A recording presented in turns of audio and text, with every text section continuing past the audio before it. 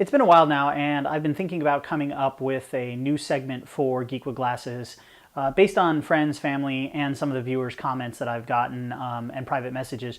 Just kind of asking for opinions about certain things, tech-related and non-tech related. So I actually decided that I'm going to start a new segment called The Way I See It, and this is going to be the first episode of The Way I See It, and we're going to talk about Apple as a whole. There's a lot going on with Apple right now and a lot of things being said, and I want to give you my opinions on that. So stay tuned to this episode of Geek with Glasses and the premiere of the new segment called The Way I See It.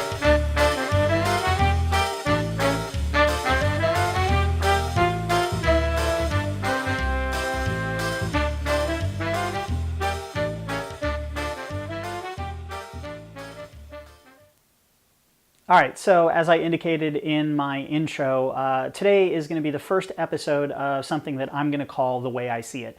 This is a non-scripted, I don't even have an iPod or iPad or a phone or anything in front of me with notes on it. This is just going to be a non-scripted ad-lib conversation or opinion conversation about a specific topic. And obviously, if there's something that you want to talk about or you want my opinions on, please leave that information in the comments down below of the video, and I'll definitely bring it up on one of my videos and discuss it and give my opinions about a matter.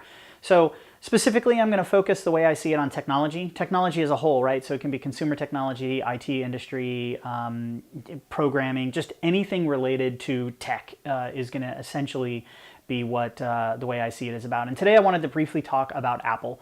Apple is in the news. Obviously, we've got a bunch of new products by Apple. We've got the iPhone 6, the 6 Plus, we got the iWatch, we got Apple Pay, and it's not the iWatch, it's the Apple Watch. But right there is a perfect indicator of some of the things that I want to talk about. Some of the things that I've seen lately in the news is, well, why are all these things changing? Why are we seeing so many things about Apple that we would never have expected to see during Steve Jobs' reign as owner, founder, CEO, chief design implementer, whatever, not design implementer, but the main guy that's influenced Apple products since he took the company back over in the 90s.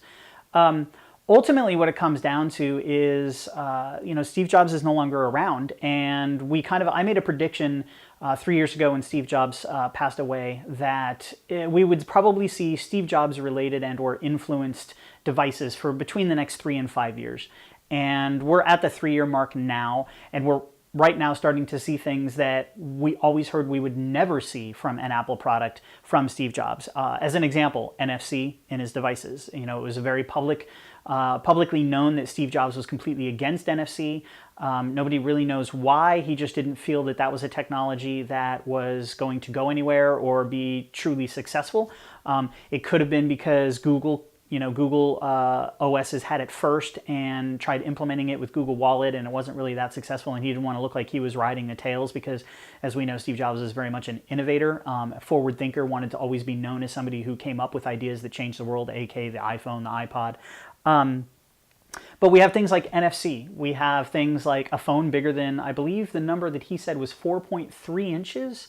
Back in the day, Steve Jobs quoted, "We'll never see an iPhone larger than a 4.3-inch display because it's non-usable with one hand. Your finger is only so big."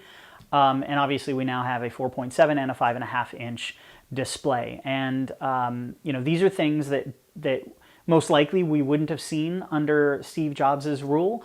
However, it's the internet is all abuzz right now over, is Apple doing the right thing, and what is Apple doing? Well, I have to agree that some hardcore people out there are constantly going to Steve Jobs was the god, right? He was the guy, he was the innovator, he was the thinker, he was the person who really put Apple on the map, and he was, absolutely. We all can agree upon that. But unfortunately, Steve Jobs is no longer with us. There's new people in charge. And we are going to see changes in the product line that Apple is going to release, and features and functionality that Apple is going to release that we may not have necessarily seen under Steve's rule. And is this good? Is this bad? Absolutely, it's neither. It's not good. It's not bad. It's Apple changing with the times. Is it going to be good for Apple's future? We don't know. Apple is a huge company. They've got a huge cult following. Myself, I use both Apple products and PC-based products, Microsoft products. And it's definitely going to be a change in the times, but ultimately, based on the overnight sales records of the iPhone 6 and 6 Plus, specifically the 6 Plus, the market wanted a larger iPhone. It's plain and simple. I truly was not expecting the 6 Plus to get the sales numbers that it was being announced. There's no specific numbers. There's just a bunch of releases saying that the iPhone 6 has shattered all the overnight sales. But I've gone and I've seen about 5 or 6 different websites that have posted polls. Are you getting a 6 or are you getting a 6 Plus? And I've been shocked to see how many people are actually getting the 6 Plus.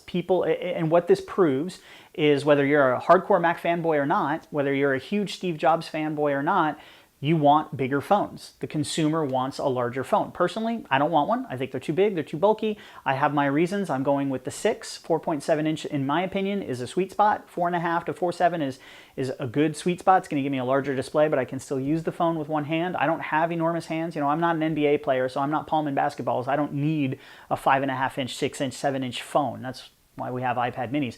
Another argument, iPad mini. You know, we probably would have never seen an iPad mini under Steve Jobs' control because he said that 10 inches was the perfect size for a tablet-based computer, or a tablet-based device. So there's a lot of things going on, and obviously, you know, the internet is abuzz. There's trolls, there's fanboys, there's all kinds of information out there.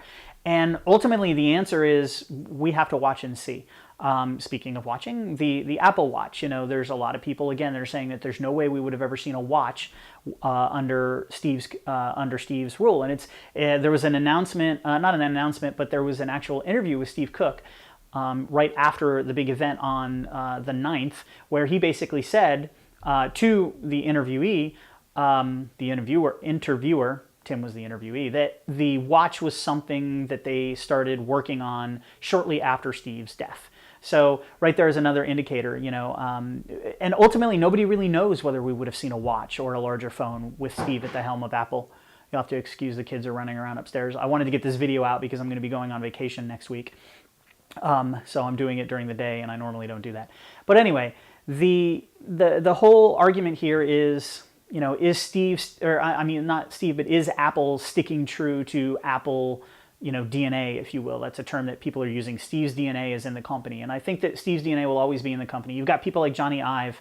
He is the VP of design, right? He's the guy who's designed all of these devices that we're currently using. You know, obviously they were influenced by Steve. And if any of the documentaries and in any of the literatures and any of the facts are true and stories that are told, Steve very much had his control in the way things looked, the way things worked, the way things feel, and the way things were designed. However, Johnny Ive's the guy who did the design. He took the cues, he took the hints, he took the ideas from Steve, and then he made it. You know, he created the design for the iPhones and the iPod minis and the iWatch and all this good stuff. So, you know, is Apple making a change for the good or for the worse? We don't know. We're going to have to wait and see.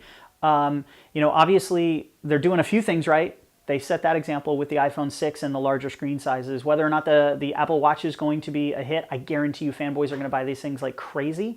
You know, it'll be interesting to see what happens. Is there going to be Apple Watch 2? Is it going to be released in a year, another 2 years? What are the price points going to be? There's been some things talking about the Apple Watch being all the way up to $1,200 for the gold-plated version with all the different bells and whistles. So we'll see what happens, and we'll see what the sales do. And Apple's like any other company. They're going to test the waters with new products and be innovative. And if those new products don't succeed, they'll go away from them. There's plenty of things in the history of Apple that didn't work.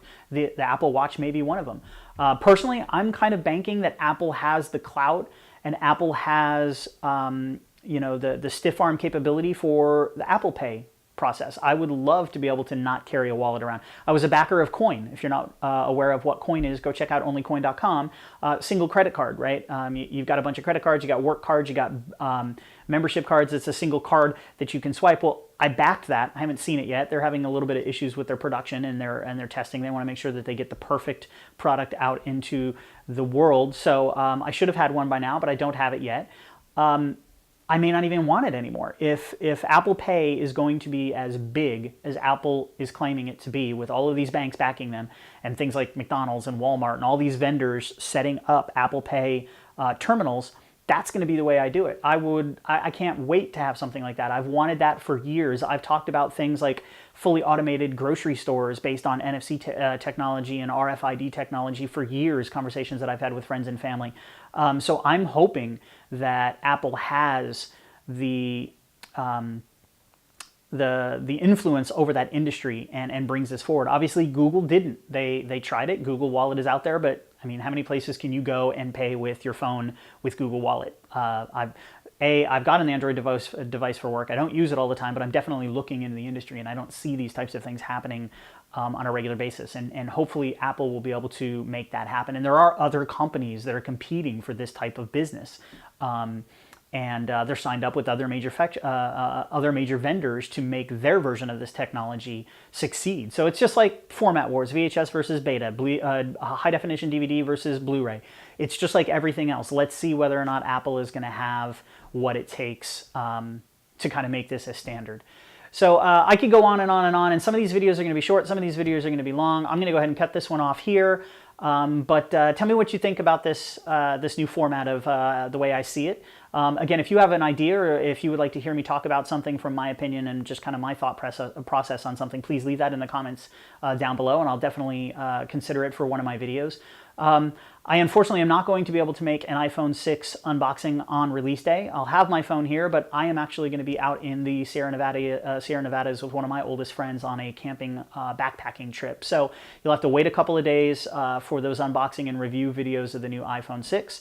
So as you know, I've said this numerous times on my Geek with Glasses videos, I'm a family guy with a regular 9-to-5 job making these videos for you. That being said, if you would like to follow along on my personal adventure, especially next week on this camping trip, I'm going to be checking out some beautiful places up in the Sierra Nevadas while camping and doing some stargazing and checking out some of the oldest living organisms on this planet. Go check me out on Instagram. My personal account is Pit Bike Rider, and I'll have that down in the description below. But if you're more interested in me as opposed to just the tech videos that I do, we'll start with that. Go check me out on Instagram. I post a lot of things about my day-to-day life. You know, I've got my kids on there, I've got my car on there, I've got my technology on there, I've got my personal life on there. So if you're interested, Instagram, Pit Bike Rider is the user. Feel free to follow me there, and we will see you in the next video. As always, if you can like, subscribe, and or comment, and all of the above, follow me on Twitter and Facebook and all the social media sites. All of that will be down in the description below. It always helps the show, and I'm trying to come up with more and more ways to create more content for my viewers.